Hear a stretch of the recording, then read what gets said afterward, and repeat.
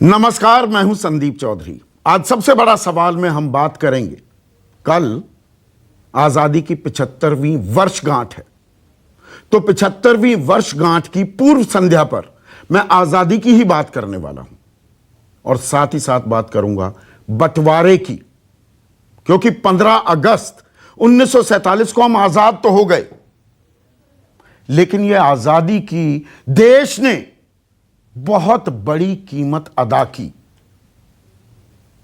15 अगस्त 1947 को पूरे देश की, भारत की, यानी कि भारत, पाकिस्तान, बांग्लादेश की आबादी 40 करोड़ की थी और इन 40 करोड़ लोगों में से 10 लाख लोगों की मौत हो गई। खूंरेजी, कत्लेआम किया गया। 15 लाख लोग विस्थापित हो गए। 83,000 औरतों और बच्चियों की, नाबालिग बच्चियों के साथ बलात्कार किया गया। सामूहिक बलात्कार भी एक आम बात थी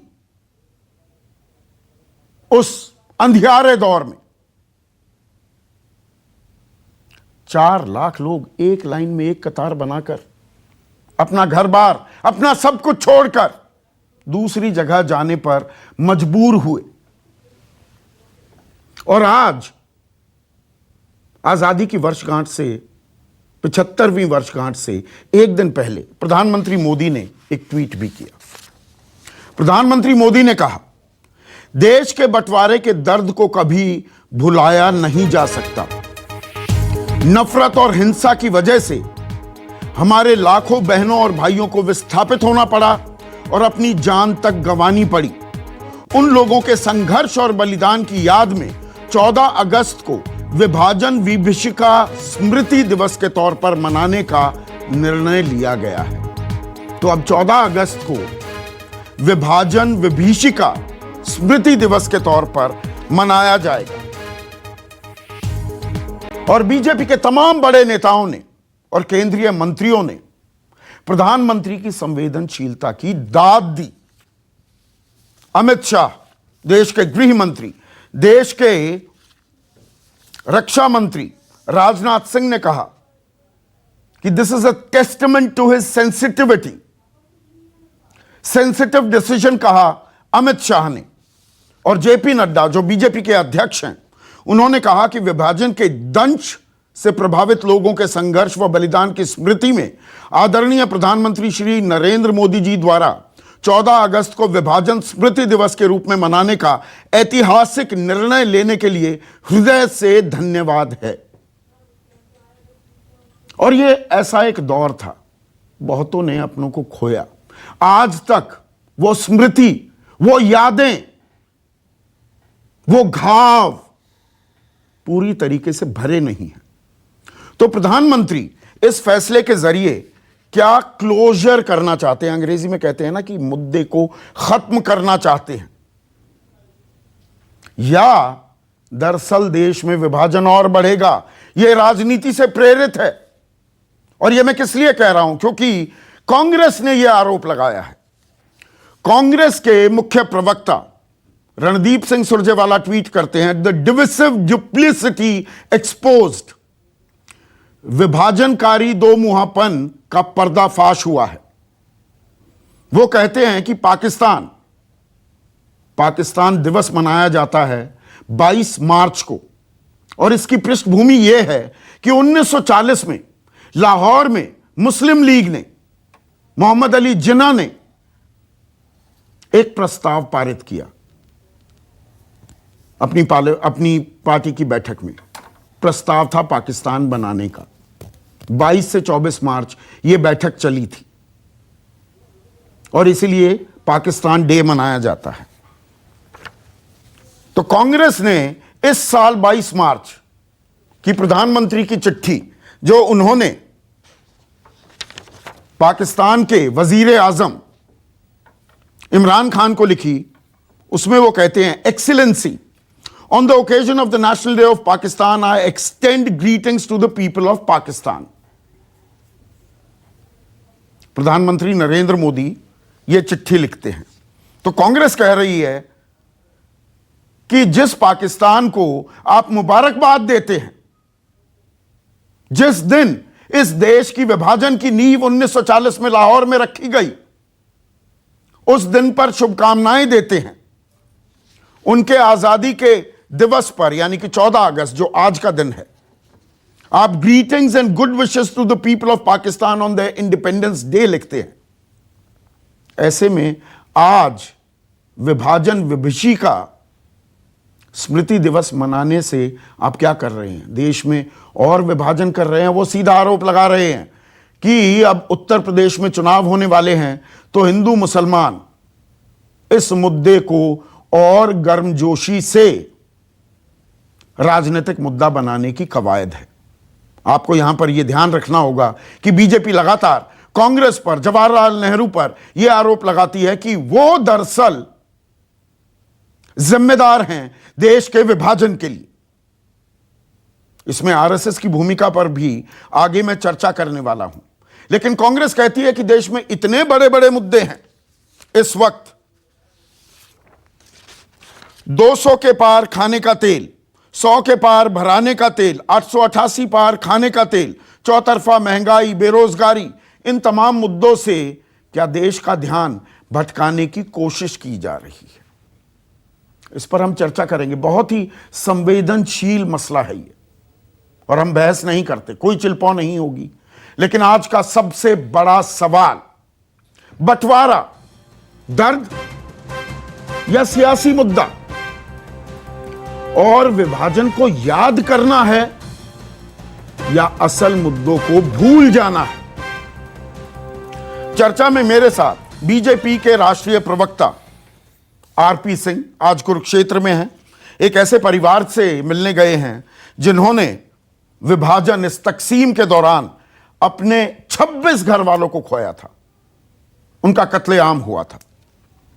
मेरे साथ कांग्रेस के राष्ट्रीय प्रवक्ता प्रोफेसर गौरव वल्लभ और 4 राजनीतिक विश्लेषक, गीता भट्ट संघ समर्थक हैं, अभय कुमार दुबे जाने माने राजनीतिक विश्लेषक, वरिष्ठ पत्रकार, सत्यहिंदी.com नाम का डिजिटल प्लेटफॉर्म चलाते हैं, आशुतोष, और मेरे सहयोगी सुकेश रंजन स्टूडियो में मौजूद हैं। तो आरपी सिंह, आजादी की 75वीं वर्षगांठ पर बंटवारे की याद दिलाना, विभाजन विभीषिका स्मृति दिवस मनाना, यह जख्मों पर मरहम लगाना है, क्लोजर करने की बात है, या जख्मों को और हरा करने की कोशिश की जा रही है? हरा करने की बात है ना, क्लोजर करने की बात। ऐसे जख्म दोबारा ना हो, इस बात की चिंता करने की बात। मेरे साथ मेरे पिता तुल्य, मैं आपको एक सेकंड जरूरी है धाती समझ में लगे, मेरे पिता तुल्य ये वीर बहादुर सिंह जी बैठे हैं, दिल्ली के बहुत पुराने लोगों में से हैं। पता नहीं आपके फ्रेम में आप आ रहे नहीं आ रहे होंगे, मैं चाहूंगा एक बार आपके लोग दर्शक देखें कि वीर बहादुर सिंह जी बैठे मेरे साथ। जी, फुल फ्रेम दिखाइए। कोई बात नहीं, हाँ, नहीं, हम फुल फ्रेम दिखाएंगे। वीर बहादुर सिंह जी बैठे। पार्टीशन हुआ और सबसे ज्यादा सहा तो सहा पंजाबियों ने, सिखों ने पंजाब बटा देश पर सहा। वीर बहादुर सिंह जी के परिवार के, आपने कहा मारे नहीं गए, इन्होंने खुद मारे, खुद 26 परिवार के 26 बेटियां, वो बेटियां खुद मारनी पड़ी। क्यों मारनी पड़ी? कि उनकी इज्जत आबरू बची रहे। 26 परिवार की बेटियां, बहू, बहनें, माताएं अपनी शहीद करनी पड़ी। ये दोबारा से ना हो, इसकी चिंता कर। तो ये 75वीं वर्षगांठ की पूर्व संध्या पर याद क्यों आता है? 7 साल से आपकी सरकार है। जी, बहुत धन्यवाद आपका। कुछ कुछ चीजें हम लोग जैसे 400 साल भी मना रहे हैं साहब श्री गुरु तेग बहादुर साहब का, बहुत चीजें ऐसी होंगी जो मनाई जाएंगी इस दौरान के अंदर। साहब श्री गुरु तेग बहादुर की शहादत दुनिया याद करती है, हम लोग शहादतें भी याद रखते हैं। तो ये दिमाग में रहे कि हम वो स्थिति द्वारा ना पैदा होने दें जिस स्थिति के कारण से देश बटा था, उस स्थिति को हम द्वारा उत्पन्न ना होने। ये है कारण। आप जो कह रहे हो ना कि कोई राजनीतिक या कोई नहीं, ताकि देश के मानस में ये विषय जाए और देश का मानस इस दृष्टि से तैयार हो कि देश की एकता, अखंडता के लिए तैयार रहे और हम भाईचारा आगे बनाए रखें। हम किसी भी भाईचारा बनाने की कवायद है। देखिए, आपके साथ शख्स बैठे हैं, 26 अपने ही परिवार वालों को मार देना, जिगरा भी चाहिए होता है, और क्या पीड़ा, क्या व्यथा होगी, मैं पूरी तरीके से समझ सकता हूं। मेरी पूरी संवेदनाएं हैं। पवन खेड़ा आप ही की तरह राष्ट्रीय प्रवक्ता हैं, वो कांग्रेस के हैं, उन्होंने भी आज ट्वीट किया, उनके घर के भी 24 लोगों की हत्या हुई, कत्ल हुआ। तो ये बीजेपी कांग्रेस थोड़ा है, ये तो देश ने हमने कब का बीजेपी कांग्रेस, हमने कब का बीजेपी कांग्रेस, और कत्ल होना और खुद अपने हाथ से मारना इज्जत आबरू बचाने के लिए। संदीप जी ये पिता हैं, इनसे पूछिए जब इन्होंने अपनी बहनों को, बेटियों को, अपनी बहुओं को, अपने परिवारजनों की माताओं को, ताइयों को, चाचियों को अपने सामने अपने परिवारजनों द्वारा काटे जाते, वो मैंने बताया ना, 10 लाख लोग मारे गए हैं, हकीकत है। तो ये 22 मार्च को 2021, वो मैंने चिट्ठी दिखाई, प्रधानमंत्री इमरान खान और पाकिस्तान को, on the occasion of the national day of Pakistan I extend greetings to the people of Pakistan. ये विरोधाभास नहीं हो जाता? जी होगी, आपकी बात हो गई। हाँ, वो अपनी जगह है, ये अपनी जगह है। अच्छा। ये इसलिए कि वापस से देश का विभाजन ना हो, कोई और शक्तियां जो चाहती हैं देश को विभाजन करने, और क्या कारण रहे विभाजन के वो भी दिमाग में रहे। विभाजन के कारण क्या रहे? जो अपीजमेंट पॉलिटिक्स चली, और जो अपीजमेंट पॉलिटिक्स 1920 के बाद चलते चलते 1947 आते आते देश को बांटना पड़ा, देश को 2 टुकड़े करने पड़े। उसमें सबसे ज्यादा जो पीड़ा सहनी पड़ी पंजाब के लोगों को। अपीजमेंट की जब आप बात करते हैं, मतलब हिंदू मुसलमान, जो मुसलमानों को अपीज किया गया, आप ये कह रहे हैं ना? सर ये आप शब्द इस्तेमाल करें, मैंने नहीं कहा, मैंने कहा किसी की भी अपीजमेंट पॉलिटिक्स नहीं होनी चाहिए, किसी दृष्टि से कोई भी अपीजमेंट नहीं होनी चाहिए। मतलब अगर कानपुर में एक ई रिक्शा ड्राइवर को उसकी 5 साल की बच्ची के सामने 3 लोग पीटते हैं, मारते पीटते हैं बजरंग दल के, और उनको थाने से ही बेल मिल जाती है, या दिल्ली में जंतर मंतर पर मुसलमानों को गरियाते हैं लोग, वहां पर उनके अगुवाई करने वाले आप ही की तरह वो दिल्ली बीजेपी के प्रवक्ता भी रह चुके हैं, उन्हें बेल मिल जाती है, तो वो अपीजमेंट नहीं है। मैं बहुत धन्यवाद आपका। हाँ। पहली बात तो कानपुर की बात करें, तुरंत के तुरंत लोग अरेस्ट हुए, उन पर कार्रवाई हो रही है, जो कानूनी कार्रवाई। मेरी बात सुनिए, अरे सुनिए, बात आपने ख्याली बात। हाँ। एक दूसरी बात, आपने दिल्ली का चर्चा करी, उसके अंदर भी वो ऑन रिकॉर्ड, और कोर्ट ने क्या कहकर उनको बरी किया कि इनके खिलाफ कोई प्रूफ नहीं है। नहीं, बरी नहीं किया, जमानत दी। अरे सर एक मिनट सर, कोर्ट ने जमानत क्या, अच्छा चलिए, कोर्ट ने जमानत पे राइडर क्लॉज क्या लगा, यार ध्यान से वो भी पढ़ दीजिए आप। आधी बात मैंने पहले का रिसर्च टीम को थोड़ा रिसर्च पूरी करें। नहीं, हम तो आप पूरी इसकी चर्चा करें सर परंतु आप इसकी चर्चा करें, वो चर्चा नहीं करें कि जहां पर कह दिया गया कि इस गांव के अंदर हमारे रीति रिवाजों के हिसाब से काम होगा, नहीं तो नहीं होने देंगे। वो ना अभी हाई कोर्ट का ऑर्डर है, मैं उस नाम लेना चाहता, मैं उस प्रदेश को लाकर विषय में नहीं लाना चाहता, क्योंकि आप तो राजनीति कर रहे हो, इसलिए वहां पर ये भी हाई कोर्ट का ऑर्डर है कि ये गलत है। ये मिनॉरिटी, मतलब एक धर्म के लोग, क्योंकि वो एक डिस्ट्रिक्ट में या कुछ गांव में मेजोरिटी में आ जाएंगे, तो इसलिए बोलेंगे नहीं, आपको जितने धार्मिक काम, अपनी प्रथाएं करनी है हमारे हिसाब से चलेंगे, और उसको मान्यता मिलेगी।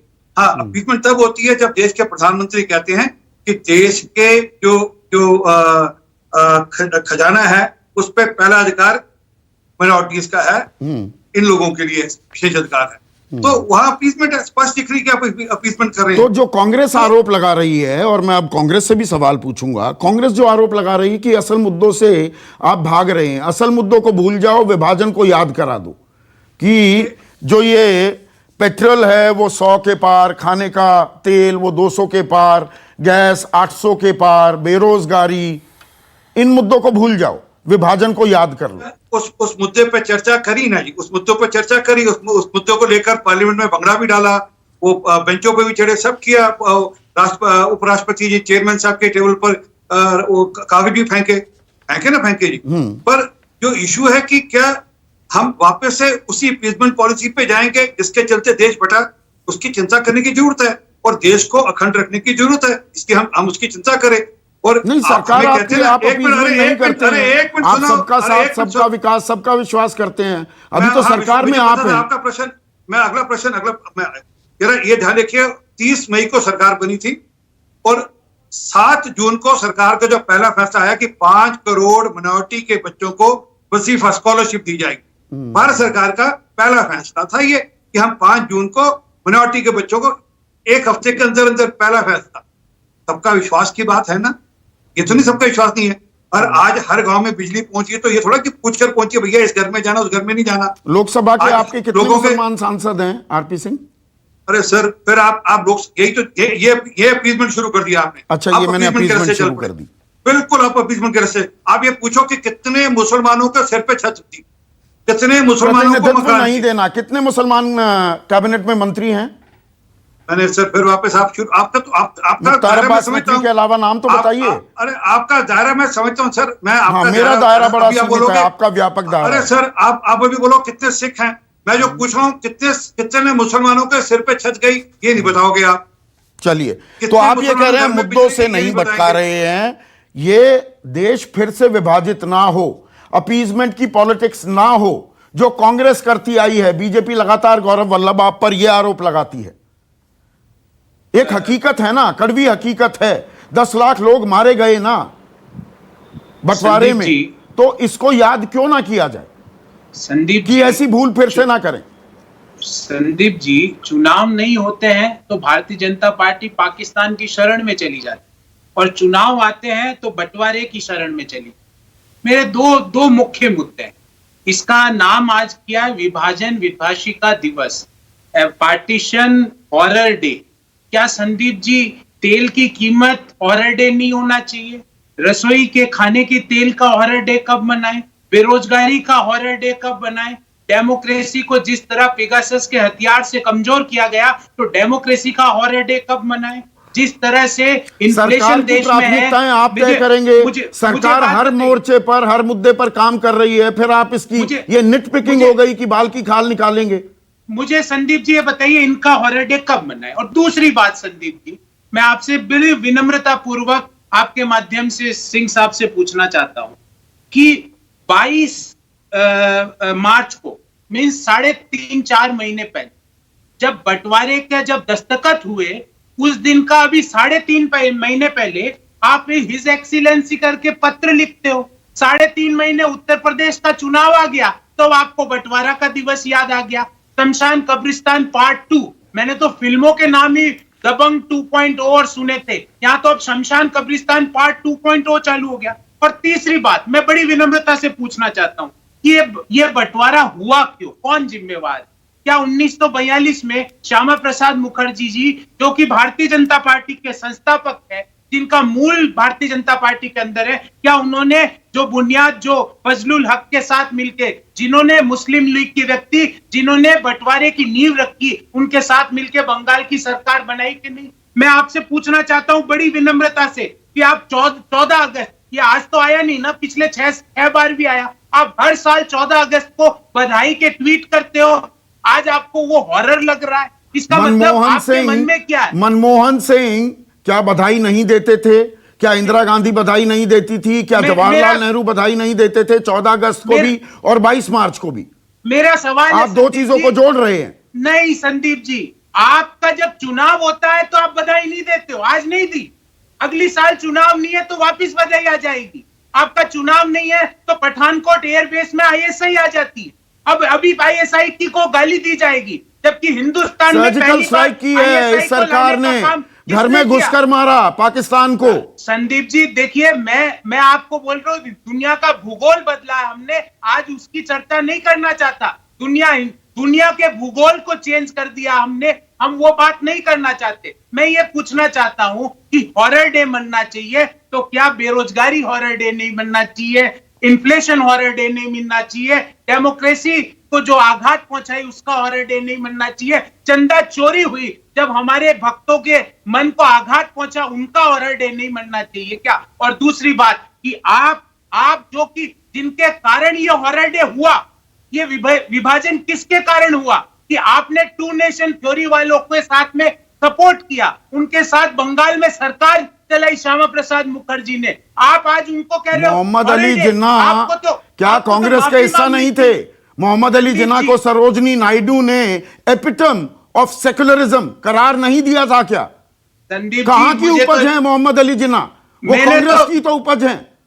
मैं आपसे एक पॉइंटेड सवाल पूछा है, इनका जब कांग्रेस क्विट इंडिया मूवमेंट चला रही थी तो श्यामा प्रसाद मुखर्जी उसका विरोध कर रहे थे, 1942 में बंगाल में सरकार बनाई मुस्लिम लीग के फजलुल हक के साथ मिलके, जिन्होंने 2 नेशन थ्योरी को प्रतिपादित किया। जब पाकिस्तान का नेशनल डे आता है 3.5 महीने पहले, जब उस समय उत्तर प्रदेश का चुनाव नहीं था, तो प्रधानमंत्री जी हिज एक्सीलेंसी करके पत्र लिखते हैं, आज हॉरर डे मना रहे हैं। अरे हॉरर डे मनाना है तो 1 साल पहले दुनिया का सबसे बड़ा पलायन हुआ शहरों से गांवों की ओर।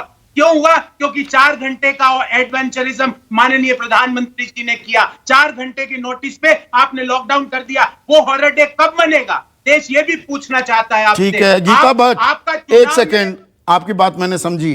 गीता भट्ट, ये बंटवारे का दर्द, विभाजन विभीषिका स्मृति दिवस जो मनाया जा रहा है, यह दर्द बांटने, उसे कम करने की कोशिश है या यह सियासी मुद्दा है? ये और विभाजन बढ़ाने का एक जरिया बनाया जाएगा इसे? देखिए, अगर आप देखें तो दुनिया भर में चाहे छोटा बड़ा देश हो, जहां जहां जिस भी समाज ने, जिस देश ने अगर नरसंहार देखा है, तो वह उनकी स्मृति में अपना कोई ना कोई यादगार दिवस मनाते हैं। अर्मेनिया के लोग भी अप्रैल 24 को जो है अर्मेनिया जेनोसाइड डे मनाते हैं। रवांडा के लोग अप्रैल 7 को मनाते हैं। ज्यूज हॉलोकॉस्ट डे मनाते हैं जनवरी 27 को।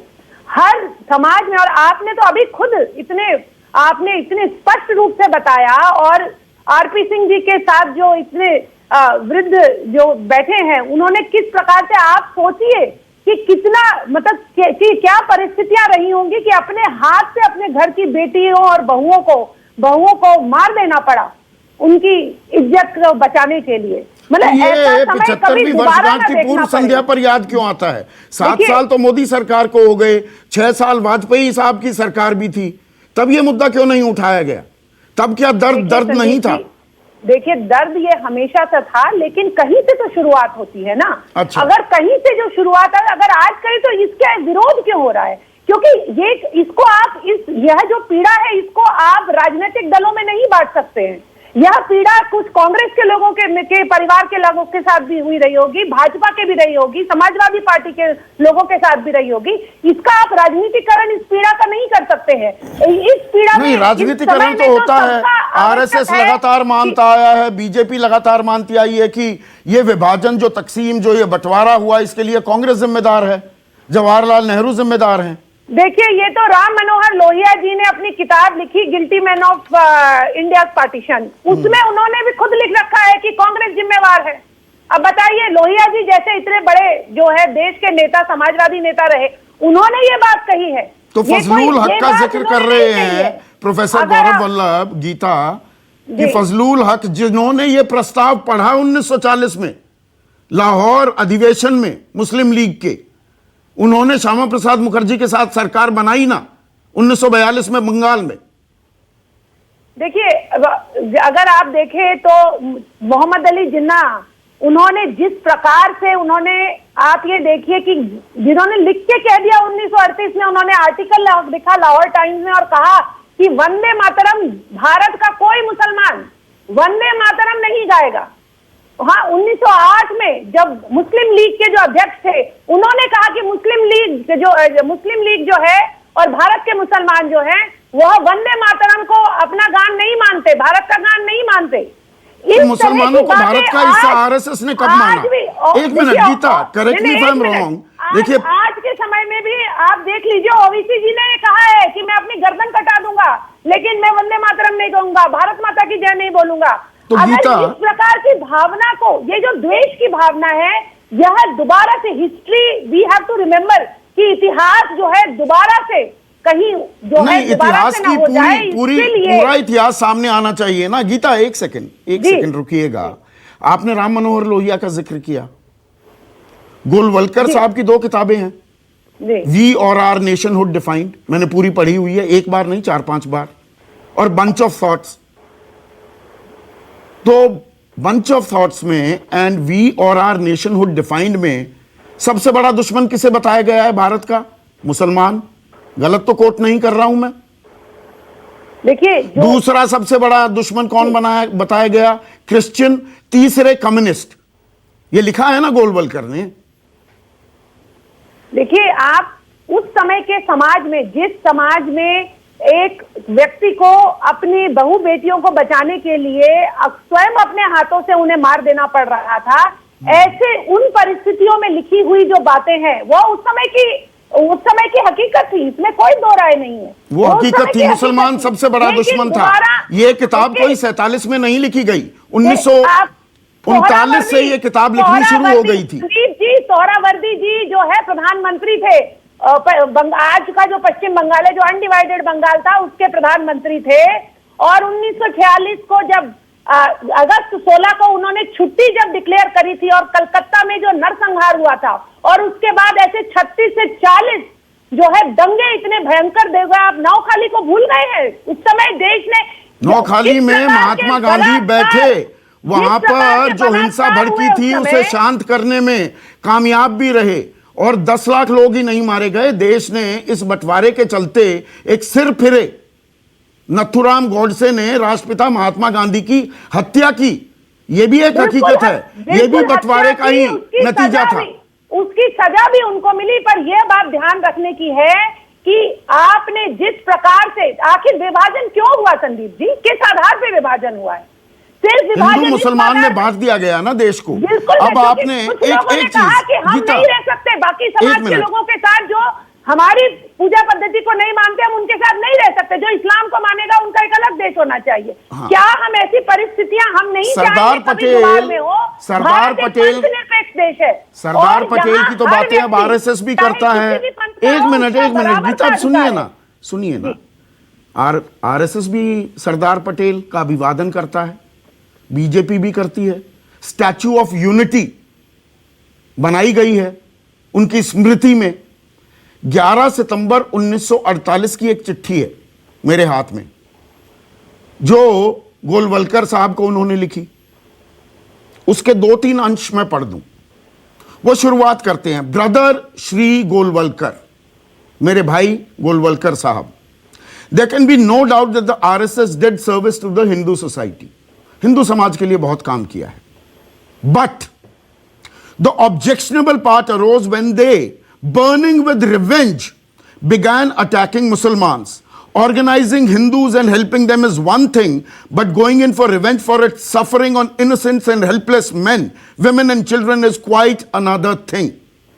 कि काम तो बहुत किया, पर बदले की, प्रतिशोध की ऐसी आग में जल रहा था आरएसएस कि मुसलमानों पर हमले शुरू किए और निर्दोष निरीह लोगों पर, महिलाओं पर, बच्चों पर हमले किए। All their speeches are full of communal poison. सांप्रदायिक जहर से भरी हुई आपकी स्पीच हैं, आपके भाषण हैं। As a final result of the poison, और इसका आखिरी नतीजा क्या हुआ इस जहर का, the country had to suffer the sacrifice of the valuable life of Gandhi ji. Gandhi ji की मौत हमें देखनी पड़ी। When the RSS man express joy and distributed sweets after Gandhi जी's death, under these conditions, it became inevitable for the government of India to take action against the RSS. कि गांधी जी की हत्या पर मिठाई भी बांटी आप लोगों ने, इसलिए आपके खिलाफ कार्रवाई की गई, आप पर बैन लगाया गया। तो इस स्मृति दिवस पर यह बातें भी याद रखनी चाहिए। यह विभाजन की बात ना हो, उसके लिए हम तैयारी कर रहे हैं। देखिए, सरदार पटेल जी ने उन्होंने अपने भाषणों में बाद में यह भी कहा कि जिन्होंने कहा कि संघ की उन्होंने तारीफ भी करी है, मैं उस बात को डिनाई नहीं कर रहा हूं, पर ये लिखित दस्तावेज है। नहीं सकते। लेकिन देखिए, ये एक जो संदीप जी इतने लंबे समय में क्या है कि जो इतिहासकार हैं, उन्होंने जिस प्रकार से भारत के स्वतंत्रता आंदोलन का इतिहास लिखा है, उसमें उन्होंने ये चिट्ठी भी किसी इतिहासकार ने लिख दी, सरदार पटेल ने ये चिट्ठी नहीं लिखी। हमेशा एक इस प्रकार से दिखाने को उन्होंने गलत तरीके से दिखाने का प्रयास किया। क्या आज तक कहीं ये पढ़ाया गया है कि बताया जाता है कि हेगड़ेवार जी भी जेल गए, 2 बार जेल गए वो, चाहे वो सभी ने आंदोलन के समय हो, और उन्होंने कांग्रेस ज्वाइन करने से मना कर दिया था, गए थे। बिल्कुल सही कह रही हैं, बिल्कुल गए। और उन्होंने, ऐसा नहीं है, उन्होंने सभी ने, तो ये चिट्ठी भी सही है ना, पर बात ये है, ठीक है आशुतोष, बात ये है, जो विभाजन विभीषिका स्मृति दिवस जो मनाया जा रहा है, ये अतीत के जो कटु पहलू हैं और जो हमने लोगों को खोया, हमारी पीड़ाएं संवेदनाएं हैं उन परिवारों के साथ, उनके जख्म कभी भरे नहीं जा सकते। मैं भी ऐसे बहुत से लोगों को जानता हूं, उनसे मिला हूं, रोंगटे खड़े हो जाते हैं जब वो बताते हैं कि किस तरह के दृश्य थे अगस्त 1947 में। तो ऐसा ना हो उसकी एक ये कोशिश आप देखते हैं, या ये जख्म और हरे किए जा रहे हैं? देखिए संदीप, कोशिश तो बहुत अजीब है। अजीब इसलिए है क्योंकि 15 अगस्त की आजादी की लड़ाई हम सब लोगों के लिए एक जश्न का प्रतीक है, और सबको मालूम है कि पार्टीशन हुआ था। पार्टीशन के लिए कौन लोग जिम्मेदार हैं, यह भी अपने आप में एक इतिहास का विषय है, और उसको अलग अलग तरीके से लोग व्याख्यायित करते हैं। लेकिन अभी मैं 2-3 चीजों की तरफ मैं ध्यान आकर्षित करना चाहूंगा। मुझे लगता है कि अब वक्त आ गया है जब आजादी की लड़ाई और आजादी के बाद दंगों में किनकी भूमिका थी यह स्पष्ट होनी चाहिए। 1947 के दंगों में कौन लोग इन्वॉल्व थे, कौन संगठन इन्वॉल्व थे, किन्होंने नफरत का वातावरण पैदा किया, इस पर एक व्हाइट पेपर अब आना चाहिए ताकि स्थिति स्पष्ट हो। यह बहुत आसान होता है कि किसी एक पार्टी को जिम्मेदार ठहरा देना, किसी एक संगठन को जिम्मेदार ठहरा देना, किसी एक नेता को जिम्मेदार ठहरा देना। हाँ, योर वर्ड अगेंस्ट माइन। सबकी अपने अपने इतिहास है, सबके अपने अपने विश्लेषक हैं। अब अगर मैं भी, जैसे नोआखली का जिक्र आता है और गीता जी बड़ी मजबूती के साथ कहती हैं, लेकिन नोआखली के बाद बिहार का जिक्र नहीं आता। वहां पे किन लोगों ने किस किस समुदाय के लोगों की हत्या की थी और उसी पैमाने पर हत्या की थी। लेकिन नोआखली आपको सूट करता है, बिहार का दंगा आपको सूट नहीं करता, इसलिए आप उसका जिक्र नहीं करते हो। और उसी पैमाने पर, उतने ही बड़े पैमाने पर हुई है, ऐसा नहीं कोई उससे कम पैमाने पर हुई। दूसरी बात, अभी गीता जी कह रही थी और आरएसएस के लोग अक्सर कहते हैं कि भाई जिन्ना सबसे बड़े वो थे, तो जिस जिन्ना की पार्टी ने 1940 में प्रस्ताव पारित किया, उस जिन्ना की मुस्लिम लीग की पार्टी के साथ श्यामा प्रसाद मुखर्जी फाइनेंस मिनिस्टर बनते हैं और साथ ही साथ उप प्रधानमंत्री बनते हैं। और जब क्विट इंडिया मूवमेंट चलता है तो अंग्रेज के गवर्नर को चिट्ठी लिखते हैं और चिट्ठी लिखकर कहते हैं कि इस आजादी के इस आंदोलन को क्रश कर देना चाहिए। अगर यह काम नेहरू ने लिखा होता तो आज क्या हालत होती, मैं समझ सकता हूं उसको अच्छी तरीके से। अभी आपने एक चिट्ठी का जिक्र किया, मैं सरदार पटेल की 2 चिट्ठी का जिक्र करता हूं, जो लगता है कि सरदार पटेल के जो विचार है उसमें एक तारतम्य था। सरदार पटेल गांधी जी की हत्या के बाद 27 फरवरी 1948 को नेहरू जी को एक चिट्ठी लिखते हैं और कहते हैं, it was the fanatical wing of the Hindu Mahasabha directly under Savarkar that has the conspiracy and saw it through. It also appeared that the conspiracy was limited to some 10 men. Of course, Gandhi's assassination was welcomed by those of the RSS and Hindu Mahasabha. फिर पढ़ देता हूं सरदार पटेल की चिट्ठी नेहरू को 27 फरवरी 1948. Of course, Gandhi's assassination was welcomed by those of the RSS. ये सरदार पटेल की चिट्ठी है. इसके बाद सरदार पटेल जुलाई 18, 1948 को एक चिट्ठी लिखते हैं श्यामा प्रसाद मुखर्जी को, जब हिंदू महासभा में थे. उन्होंने कहा कि our reports do confirm that as a result of the activities of these two, that is RSS and the Hindu Mahasabha, confirm that these two bodies, particularly the former, that is RSS, an atmosphere was created in the country in which such a ghastly tragedy became possible. यानी एक ऐसा वातावरण create किया गया जिसमें गांधी जी की हत्या नहीं, आप मेरे मुंह ये बातें ये तो इतिहास में दर्ज हैं। आशु, मेरा सवाल बिल्कुल ये पॉइंटेड सवाल था। हम जख्मों को भरने की अब ये कोशिश है, अगर ये कोशिश है तो इसका स्वागत करना चाहिए। एक बड़ी घटना, एक बड़ी त्रासदी हुई थी, उसका हम क्लोजर कर रहे हैं क्या? नहीं, कोई क्लोजर नहीं कर रहे हैं। ये जख्मों तो अमित शाह कहते हैं कि ये प्रधानमंत्री की संवेदनशीलता दर्शाता है, यही बात राजनाथ सिंह करते हैं। नहीं, देखिए, अब संदीप जी अगर संवेदनशीलता के बारे में बात करिएगा तो 2002 के दंगों का जिक्र करना पड़ेगा। प्रधानमंत्री के उस स्टेटमेंट का भी जिक्र करना पड़ेगा कि जब कोई कुत्ता गाड़ी के नीचे आ जाता है तो फिर उस संवेदना का भी जिक्र करना पड़ेगा। उस डिबेट में नहीं जाए तो बेहतर है। संवेदनशीलता क्या होती है, तो सुप्रीम कोर्ट ने भी टिप्पणियों के अलावा जो आरोप लगे प्रधानमंत्री नरेंद्र मोदी पर जब वो गुजरात के मुख्यमंत्री थे, सारे आरोप सिरे से खारिज हुए। मैंने प्रधानमंत्री का जिक्र 2002 के दंगों के संदर्भ में नहीं किया है। 2002 के दंगों में वो उस वहां के मुख्यमंत्री थे। एक मुख्यमंत्री होने के नाते उनको ये जिम्मेदारी लेनी चाहिए कि उनसे दंगे कंट्रोल नहीं हुए। अगर वो जिम्मेदारी नहीं लेंगे तो फिर 1984 में जो कांग्रेस पार्टी की सरकार थी उसके ऊपर जिम्मेदारी आप कैसे डालोगे? तो अगर सत्ता के शीर्ष पर बैठे हुए लोग अगर ये जिम्मेदारी नहीं लेंगे तो लाल बहादुर शास्त्री ने ट्रेन एक्सीडेंट का जिम्मेदारी क्यों ली? क्या आरपी आज तक नरेंद्र सिंह मोदी जी ने रिस्पॉन्ड करना जिम्मेदारी ली क्या? चाहेंगे? ये एक अहम मुद्दा उठाया है यहां पर, आप रिस्पॉन्ड करना चाहेंगे? क्विक रिस्पॉन्स चाहूंगा, दो अभी मेहमान मेरे शांत बैठे हैं।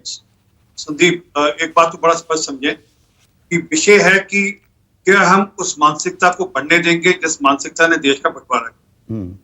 कुछ आरोप लगा दिए कि और निराधार आरोप लगा, मुझे पता नहीं आशुतोष किस विषय की चर्चा कर रहे हैं, क्या कर रहे हैं, 2002 में किस विषय की चर्चा कर रहे हैं। कृपा कर आशुतोष, मैं आपको अभी फोन करूंगा, उसके बाद मुझे जरा जानकारी उसकी दे दीजिएगा, करूंगा आपसे। एक दूसरा, आशुतोष ने चर्चा करी गुजरात के दंगों की और उसको जोड़ दिया सिख कत्लेआम के साथ। सर, दिल्ली में सिखों का नरसंहार हुआ था, इन्होंने नरसंहार भी सहा, जो मेरे साथ बैठे हैं, इन्होंने पार्टीशन भी सहा, 26 घर की बेटियां का खुद अपने आप शहीद करना पड़ा, उसका नरसंहार भी 84 का सहा। जब इन्हें इनके परिवार के लोगों को, जब मेरे परिवार के लोगों को गले में टायर डालकर जलाया गया था, वो एक तरफा था, वो दंगे नहीं थे, वो सरकारी कत्लेआम था जिसको राजीव गांधी ने 2002 क्या था? 2002 करूं आप संदीप? हाँ, नहीं, मैं क्लैरिटी चाहता हूं। मैं पूरा, अरे बताओ, जो 1984 में हुआ वो गलत था, 2002 में जो हुआ वो गलत था। मैं संदीप, दो चीजों में फर्क है। एक होता है जब सरकार लिस्ट टिक कर देती है कि इन घरों में जाकर आपने लोग छांट कर मारने, टिक कर, और 2002 के अंदर 751 अगर मुसलमान मरे थे तो 253 हिंदू मरे थे। अच्छा, जिसमें तो से ज्यादातर, अरे एक मिनट सुनो संदीप चौधरी, प्रधानमंत्री राजधर्म की सीख देते हैं, वो गलत सीख दे रहे अरे हैं। आपने आप बात काटो मत। जिसमें से अधिकार ऐसे लोग थे, अधिकांश ऐसे लोग थे जो पुलिस की गोली से मरे थे, ये बात ध्यान रखिएगा। नहीं, अटल बिहारी वाजपेयी राजधर्म की गलत सीख दे रहे थे। सर, मैंने जो आपको भी आपने अब मैं आपको भी वापस बताऊंगा, संसाधनों पर पहला विशेष अधिकार किसका, आप उस बात को रिपीट नहीं करेंगे ना कभी भी। और एक बात आई, श्यामा प्रसाद मुखर्जी की बात कही गई, मैं माफी चाहता हूं, और श्यामा प्रसाद मुखर्जी ना होते, मैं आज बड़ा स्पष्ट कह रहा हूं, तो जो बंगाल का हिस्सा हमारे पास बचा है और जो पंजाब हमारे पास, जिसको पंजाब, हरियाणा, हिमाचल कहते हैं, ये हमारे पास नहीं होता। ये पूरा का पूरा पंजाब, इसीलिए मजलूम हक के साथ उन्होंने हाथ मिला लिया। सर सुनिए ना, बात सुनिए, आपने कहा सुनिए पहले, पूरा का पूरा पंजाब, जिसमें हरियाणा, हिमाचल और पंजाब जो भी है इधर का, ये पूरा पड़ोस को दे दिया था पाकिस्तान को, और पूरा का पूरा बंगाल दे दिया था पाकिस्तान को। ये बात को ध्यान रखना चाहिए आपको। ठीक है, इस बात को भी ध्यान रखा जाएगा। लेकिन सुकेश, जो यहां पर जो ये चर्चा हो रही है और ये 75वीं वर्षगांठ की पूर्व संध्या पर ये ट्वीट आता है, इतने साल हो गए पत्रकारिता में, जैसे ही ये ट्वीट आपने पढ़ा, आपके जहन में पहली बात क्या आई? नहीं, इसमें कुछ टाइमिंग इसकी ऐसी है कि आपको उस तरफ खींचता है कि इसका सीधा मतलब क्या उस विभीषिका को याद करना है। देखिए, इतिहास बहुत कुछ सिखाता है आपको, उससे सीखना चाहिए। ब्लड बाथ हुआ तो क्यों हुआ, उसकी गहराई में जाना चाहिए, और वो क्यों न हो, फिर से ऐसी स्थिति फिर से पैदा न हो, इसको कैसे इंश्योर किया जाए, इस पे चिंतन करना चाहिए। लेकिन आज के दिन ये ट्वीट करना क्या सिर्फ उस विभीषिका को याद करना है, या जो विपक्ष आरोप लगा रहा है उसमें कोई सच्चाई है?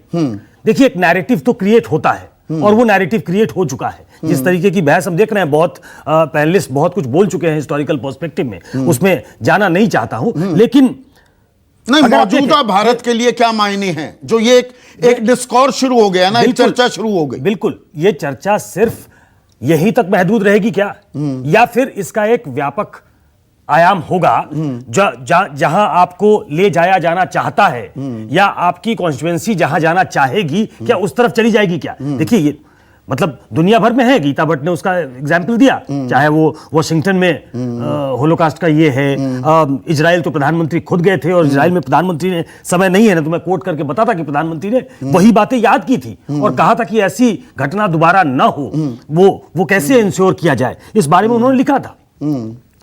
इसको याद करना और 22 मार्च को पाकिस्तान के प्रधानमंत्री को चिट्ठी लिख देना, इसमें विरोधाभास नहीं दिखता। मैं इसमें विरोधाभास नहीं देखता। प्रधानमंत्री को एक नेशनल फिगर के तौर पे, एक राष्ट्र के हेड के तौर पे, हेड ऑफ द स्टेट के तौर पे डिप्लोमेसी के एक कायदे होते हैं, तो उसमें लिख देना कोई गलत बात नहीं है। लिखना चाहिए, और हर प्रधानमंत्री लिखते हैं, और अपनी इंटरनल इसको याद करना कि हमारे साथ क्या हुआ था, हमारा देश किन आज़ादी के बाद, आज़ादी के वक्त किन त्रासदी से गुजरा है, उसको रिविजिट करना, इसमें कुछ गलत नहीं है। लेकिन क्या उससे हम शिक्षा लेंगे? कौन लोग थे, उसकी चर्चा आशुतोष ने भी की है, अभय दुबे भी करेंगे, गीता भट्ट भी कर चुकी हैं। अपने अपने तरीके से आप उस नैरेटिव को गढ़ लें और वही आगे ले चलें, ये जरूरी नहीं है। देखिए, तो ये तकसीम, जो ये बंटवारा, जो ये हिंदू मुसलमान हुआ, तो मैं बिना लार लपेट के सीधे बात कह रहा हूं, बिल्कुल, तो वो क्या और उसको बढ़ावा मिलेगा या मर्रम लगेगा, पुल सेतु बनेंगे समाज में? देखिए, ये याद रखने की जरूरत है देशवासियों को, और थोड़ा इतिहास पढ़ना चाहिए कि ये कोई एक दिन का काम नहीं था कि बंटवारा, ये बहुत सिंप्लीफाई करके बता दिया जाता है कि इसके लिए जिन्ना जिम्मेदार हैं, इसके लिए नेहरू जिम्मेदार हैं, नेहरू नहीं होते तो नहीं होता। ये दरअसल 1857 के बाद शुरू हो गया था। सर सैयद अहमद खान ने अपने मेरठ के भाषण में ये कहा, जिन्होंने अलीगढ़ मुस्लिम यूनिवर्सिटी की स्थापना की है 1887 या 88 में, कि हिंदू मुसलमान दो देश हैं, दरअसल दो मुल्क हैं दरअसल। तो ये उस वक्त से, और उनको सर की उपाधि किसने दी? ब्रिटिश सरकार ने दी। वो डिवाइड एंड रूल चल रहा था, गोरों की पॉलिसी थी, गोरों की पॉलिसी थी, उसको लेकर वो आगे बढ़ रहे थे। उस रास्ते पे ही आगे बढ़ते बढ़ते हम इस पास तक पहुंच गए कि दरअसल हमें अलग अलग। तो ये डिवाइड एंड रूल के हम शिकार ना हो, अभय दुबे, उसकी कोशिश है, या जो कांग्रेस आरोप लगा रही है कि हॉरर डे मनाना है तो महामारी का हॉरर डे, या बेरोजगारी का हॉरर डे, पेट्रोल की बढ़ती कीमतों का हॉरर डे मनाया जाए? देखिए संदीप जी, जब आपने हमारे मित्र आरपी सिंह से पहला सवाल पूछा था, तो उनके जवाब में उन्होंने क्या कहा था? उन्होंने कहा था कि भाई अपीजमेंट नहीं होना चाहिए।